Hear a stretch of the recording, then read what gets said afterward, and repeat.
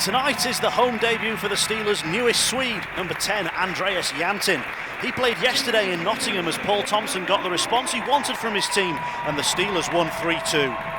The Braehead coach had a breakdown on the way here and delayed face-off by an hour. The head coach had a meltdown last night and called out several of his players for their subpar performances in the 7-1 loss to Fife. John Tripp will be demanding much more from his team in this Challenge Cup game. Sheffield are already assured of progression to the quarter-finals. Clan are currently second in the group, but still have work to do. A great reception for a great Sheffield Steeler. Turbo Tim Cranston back at the arena and a standing ovation. Steelers will enter the offensive zone through Armstrong. Fretter. Just across the far side, sent goalwards. There's a scramble in front. Nye looks behind him, but he's got it trapped underneath. Yeah, good save there through traffic by Nye. It's something you look back at the previous 30 or 40 seconds in Sheffield's end. You know, Mustakov's there, had the chance to knock it down and control it and doesn't control his rebound. And same thing happens here. A little innocent shot through with a rebound that back out in front, 2 or 3 feet out in front with snipers sitting out in front. When the Steelers do get possession, if they're able to, from this face-off, via the draw from Jantin, they do. O'Connor with the blast, and straight into the glove.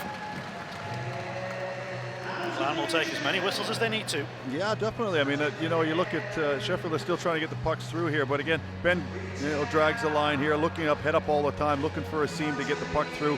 Again, just gets it past Haywood there, and that's a better height for a deflection too, to be fair, because he can go up and down there. O'Connor, Fretter.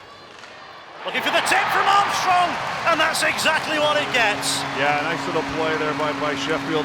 Nice face-off win. They move it from one side of the ice to the other, and it just gets lost in coverage here, and Fretter picks him out, and with a great backdoor pass, it's pretty much an empty net backdoor tip play. So great job here by Sheffield. You can see it through the seam there. It's just Armstrong coming out of the corner, and Elastic just gets beat to the net. He knows it himself. Into the offensive zone. Again, it's knocked away by Ronberg.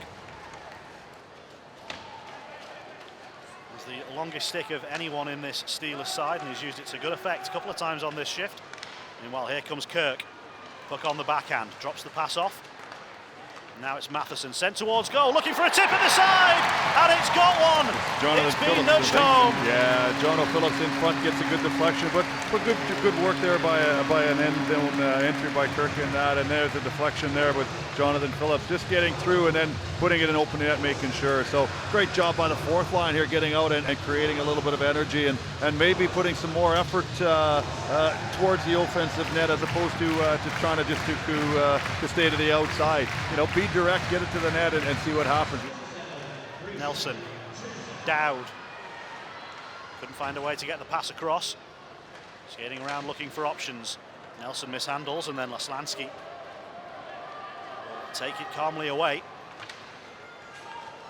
Gains the red line, dumps it in. He's finished his shift. And Fitzgerald finds Armstrong. Matheson.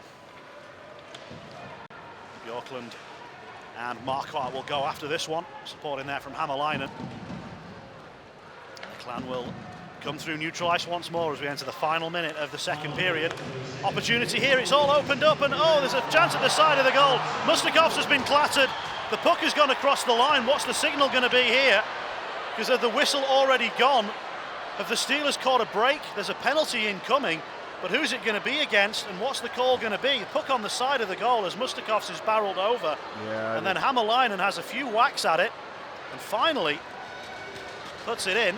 Yeah, I don't think it's going to be a goal call. It'll be goalie interference, if anything. There, I know Fitzgerald there looks like he puts them through and into the net, but not got a call here as of yet. So we'll see what happens. Well, we're going to have a look at goal line technology, which makes me think that this is going to count. Because the puck did get across the line. It did get across the line, but you know, you had the Braehead player pile into the netminder there, and then does he give him an opportunity to make a save on it? So we'll show you the replays that we have. you can see Fitzgerald put the netminder in and through the crease. So right now, is the goalie being interfered with? Can he not get up? You know, it does go in the net there. So we'll see on what he calls if it's interference or not.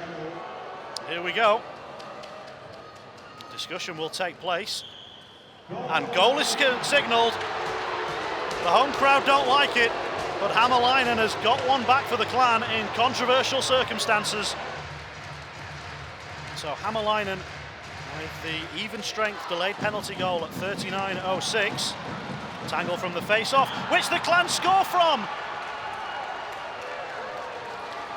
Whipped in by Patulny, and this game is tied out of nowhere. Well, we said it might open up here, and then look what happens. Off a face-off, a great little battle, but Patulny there, just a great shot up over the top of Mustakov's glove. And, you know, some hard work again by the Braehead Clan to create and conjure a goal out of just about nothing. 2 goals in 17 seconds for the Braehead Clan. Assists on the goal have gone to Schofield and Shattuck. Oh, what a turnaround. Steelers looking for an immediate response of their own. They might get one on the backhand. Oh my goodness, couldn't have been much closer. Period winds down. Oh, it's found its way through! The long shot beats Nye. And the Steelers crowd is making noise for the right reasons. We thought it might come to something, and here we go. You get an energy line out there with Valdix, Dowd, and Nilsson. And look at that, nice little shot there, little flutter. Does Ben O'Connor get a piece of that? It's tough to see, but it's fluttering through and goes through. And the Braehead player there looks skyward. He's in as much disbelief, I think, as we are here with 3 goals in what, about 45 seconds. Just a reminder for those of you who are not sure. All that Tom Darnell can review in that situation is, did the puck go across the line? That's all he wanted to double check. Isn't able to look at whether the goalie was interfered with or not. That's not a reviewable play. Once he saw that it had clearly crossed the line, the goal stood. Steelers are looking for a goal here. Round Nye, oh, right across the crease and then off the outside of the post as Armstrong came in. You hear Freder getting across. Great patience here, and to put it on the backhand through the crease there, a bit unlucky, and then Armstrong off the leg and then off the side of the net, just unfortunate. Seth's gone back to Bjorklund, puck is loose at the side of the net and it's not gone in. Oh my goodness, that must have come off the post, it looks so close. Don't know if we'll get a review or not, but the initial signal was no goal. Fitzgerald continues to have a little bit of a push and shove behind the play. Oh, that looks like it's posting out from that particular angle. We just got the very end of it there. Around by Oslansky, and now they can come forward with Shattuck. Now Nye will leave, and now he'll pause because the Steelers didn't let the Clan get into the zone. Nye has gone now, the net is empty. But there's so little time left, the Steelers just need one more clearance, and they don't get it out of the zone first time.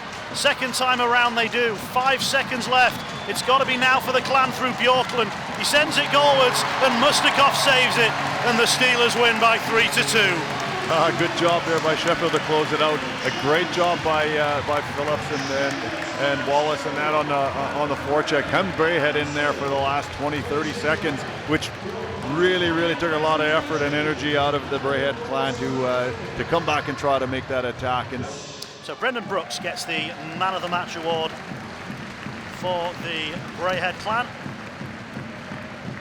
38 years old now, but still a very dangerous player in the Elite League. Andreas Valdix. The Steelers' Man of the Match is Andreas Valdix. He scored what proved to be the game-winning goal just after the Steelers had been stunned back to 2-2. We've seen a few good ones already this season. We wait to see what Andreas Valdix has to round off a home victory for the Steelers.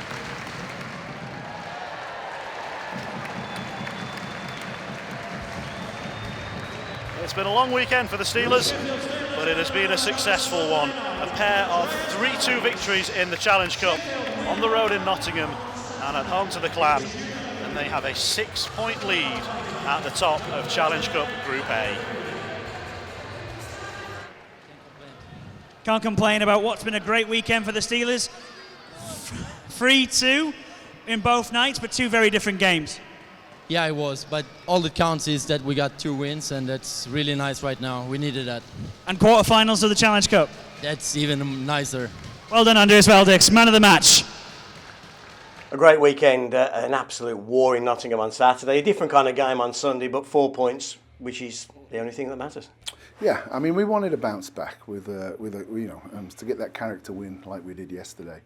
You know, Moose was outstanding. He backstopped us in the first period, and it's been a funny week, David. I mean, we've had 6 players missing on practice Tuesday, Wednesday, Thursday. We got 3 back for Friday, and we've had guys coming back into the lineup off of injuries. I mean, 2 guys played this weekend that, if maybe Wazi was fit and Davey was fit, they wouldn't have been in the lineup. So I appreciate their efforts, especially yesterday. But all you can ask is your team wins, and got a little nervy at times. It took us a while to get going tonight. I thought, they play a deep trap, and sometimes we're our own worst enemy. We skate into the trap and we play one-on-one hockey too much. And when we got the 2-0 lead, you could see we were starting to take over. We had the puck pretty much the whole period until that time, and they come back with a 2-1 goal, and then I went in to see Darns at the end of the second period, and I mean the guy went all the way through, and he took Moose out, and obviously Darns didn't see that, and then he's gone to review whether the puck crossed the line, which 100% it did, but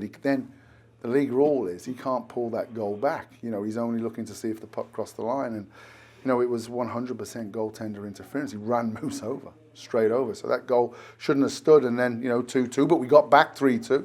And then, we closed out a third period as we had to do yesterday. And, we're through to the quarterfinals, so I'm being told by the smart people. And that's a great achievement considering, we've had a lot of banged up bodies and guys playing a little bit banged up. But all I can ask from my boys is that we get back on track into winning ways, and we did that. Did the hour have any effect? Does it sap the energy? I mean, let's not make any excuses. I don't think it was as a barn burner because, it's a different style of team. That team's coming in. It's got walloped last night. His coach wasn't happy with the way his team, and I know he stood up and mentioned some of the players in his team, so he got a reaction. But they play a deep 1-4 like they did tonight, and so it's not ebb and flow. And a lot of these games you have the puck a lot of the time, and then obviously when you get that lead, then the team who's playing you, they're pushing to come back in, and it got a little bit nervy, but we should never apologise to win hockey games. But there is more to come from us, and I know that. And when we get completely healthy, and we get everybody back in the lineup, and we've got guys coming back from injury that are a step behind. In this league now, you can't miss 3-4 weeks and come back in. And Mark Wilde was fantastic for us yesterday, scored a great goal, and you can see he faded away a little bit, in the latter half of the game today, and that's just because of where he is from a sharpness and a game timing. And Yamteen, fantastic for us yesterday, did everything right today. Didn't shine as much as yesterday because I don't think he's played since March till yesterday. But Moose backstopped us. So in practice, we really did focus with the players that we had out there on the little details, and Moose was fantastic this weekend. And we're through to a quarter final, and that's what we're looking to do.